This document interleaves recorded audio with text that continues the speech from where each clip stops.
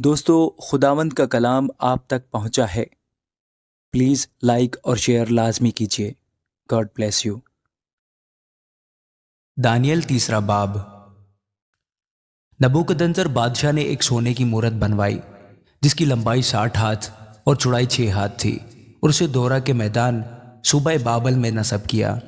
تب نبوکدنضر بادشاہ نے لوگوں کو بھیجا کہ ناظموں اور حاکموں اور سرداروں اور قاضیوں اور خزانچیوں اور مشیروں اور مفتیوں اور تمام صوبوں کے منصبداروں کو جمع کریں تاکہ وہ اس مورت کی تقدیس پر حاضر ہوں جس کو نبوکدنضر بادشاہ نے نصب کیا تھا۔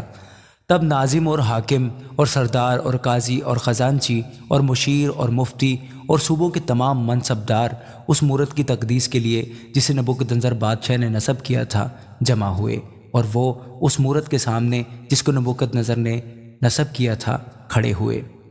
تب ایک مناد نے بلند آواز سے پکار کر کہا، اے لوگو، اے امتو اور اے مختلف زبان بولنے والو، تمہارے لیے یہ حکم ہے کہ جس وقت کرنا اور نئے اور ستار اور رباب اور بربت اور چغانہ اور ہر طرح کے ساز کی آواز سنو تو اس سونے کی مورت کے سامنے جس کو نبوکدنضر بادشاہ نے نصب کیا ہے گر کر سجدہ کرو، اور جو کوئی گر کر سجدہ نہ کرے اسی وقت آگ کی چلتی بھٹی میں ڈالا جائے۔ اس لیے جس وقت سب لوگوں نے کرنا اور نئے اور ستار اور رباب اور بربت اور ہر طرح کے ساز کی آواز سنی تو سب لوگوں اور امتوں اور مختلف زبانیں بولنے والوں نے اس مورت کے سامنے جس کو نبوکدنضر بادشاہ نے نصب کیا تھا گر کر سجدہ کیا۔ پس اس وقت چند کسدیوں نے آ کر یہودیوں پر الزام لگایا۔ انہوں نے نبوکدنضر بادشاہ سے کہا، اے بادشاہ، ابد تک جیتا رہے۔ اے بادشاہ، تو نے یہ فرمان جاری کیا ہے کہ جو کوئی کرنا اور نئے اور ستار اور رباب اور بربت اور چغانہ اور ہر طرح کے ساز کی آواز سنے گر کر سونے کی مورت کو سجدہ کرے، اور جو کوئی گر کر سجدہ نہ کرے آگ کی چلتی بھٹی میں ڈالا جائے۔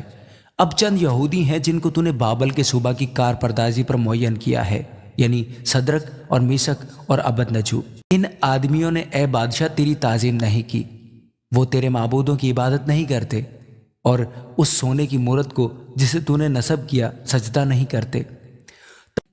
تب نبوکدنضر نے قہر و غضب سے حکم کیا کہ صدرک اور میثک اور ابدنجو کو حاضر کریں، اور انہوں نے ان آدمیوں کو بادشاہ کے حضور حاضر کیا۔ نبوکدنضر نے ان سے کہا، اے صدرک اور میثک اور ابدنجو، کیا یہ سچ ہے کہ تم میرے معبودوں کی عبادت نہیں کرتے ہو اور اس سونے کی مورت کو جسے میں نے نصب کیا سجدہ نہیں کرتے؟ اب اگر تم مستعد رہو کہ جس وقت کرنا اور نئے اور ستار اور رباب اور بربت اور چغانہ اور ہر طرح کے ساز کی آواز سنو تو اس مورت کے سامنے جو میں نے بنوائی ہے گر کر سجدہ کرو تو بہتر، پر اگر سجدہ نہ کرو گے تو اسی وقت آگ کی چلتی بھٹی میں ڈالے جاؤ گے، اور کون سا معبود تم کو میرے ہاتھ سے چھڑائے گا؟ صدرک اور میثک اور ابدنجو نے بادشاہ سے عرض کی کہ اے نبوکدنضر، اس امر میں ہم تجھے جواب دینا ضروری نہیں سمجھتے۔ دیکھ، ہمارا خدا جس کی ہم عبادت کرتے ہیں ہم کو آگ کی جلتی بھٹی سے چھڑانے کی قدرت رکھتا ہے، اور اے بادشاہ وہی ہم کو تیرے ہاتھ سے چھڑائے گا۔ نہیں تو اے بادشاہ، تجھے معلوم ہو کہ ہم تیرے معبودوں کی عبادت نہیں کریں گے اور اس سونے کی مورت کو جو تو نے نصب کی ہے سجدہ نہیں کریں گے۔ تب نبوکدنضر قہر سے بھر گیا اور اس کے چہرے کا رنگ صدرک اور میثک اور ابدنجو پر مبدل ہوا، اور اس نے حکم دیا کہ بھٹی کی آنچ معمول سے 7 گنا زیادہ کرے۔ اس نے اپنے لشکر کے چند زور آور پہلوانوں کو حکم کیا کہ صدرک اور میثک اور ابدنجو کو باندھ کر آگ کی چلتی بھٹی میں ڈال دیں۔ تب یہ مرد اپنے زیر جاموں، قمیضوں اور اماموں سمیت باندھے گئے اور آگ کی چلتی بھٹی میں پھینک دیے گئے۔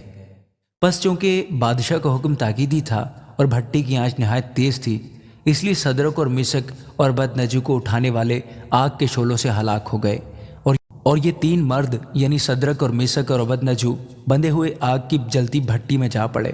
تب نبوکدنضر بادشاہ سراسیمہ ہو کر جلد اٹھا اور ارکان دولت سے مخاطب ہو کر کہنے لگا، کیا ہم نے 3 شخصوں کو بندھوا کر آگ میں نہیں ڈلوایا؟ انہوں نے جواب دیا کہ بادشاہ نے سچ فرمایا ہے۔ اس نے کہا، دیکھو، میں 4 شخص آگ میں کھلے پھرتے دیکھتا ہوں اور ان کو کچھ ضرر نہیں پہنچا، اور چوتھے کی صورت الہ زادہ کی سی ہے۔ تب نبوکدنضر نے آگ کی جلتی بھٹی کے دروازے پر آ کر کہا، اے صدرک اور مسک اور ابدنجو، خدا تعالیٰ کے بندو، باہر نکلو اور ادھر آؤ۔ پس صدرک اور مسک اور ابدنجو آگ سے باہر نکل آئے۔ تب ناظموں اور حاکموں اور سرداروں اور بادشاہوں کے مشیروں نے فراہم ہو کر ان شخصوں پر نظر کی اور دیکھا کہ آگ نے ان کے بدنوں پر کچھ تاثیر نہ کی اور ان کے سر کا ایک بال بھی نہ جلایا، اور ان کی پوشاک میں مطلق فرق نہ آیا، اور ان سے آگ سے جلنے کی بو بھی نہ آتی تھی۔ پس نبوکدنضر نے پکار کر کہا کہ صدرک اور مسک اور ابدنجو کا خدا مبارک ہو، جس نے اپنا فرشتہ بھیج کر اپنے بندوں کو رہائی بخشی، جنہوں نے اس پر توکل کر کے بادشاہ کے حکم کو ٹال دیا اور اپنے بدنوں کو نثار کیا کہ اپنے خدا کے سوا کسی دوسرے معبود کی عبادت اور بندگی نہ کریں۔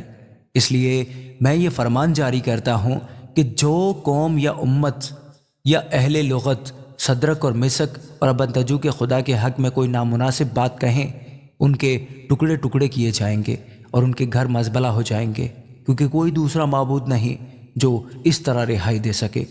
پھر بادشاہ نے صدرک اور مسک اور ابدنجو کو صوبہ بابل میں سرفراز کیا۔ آمین۔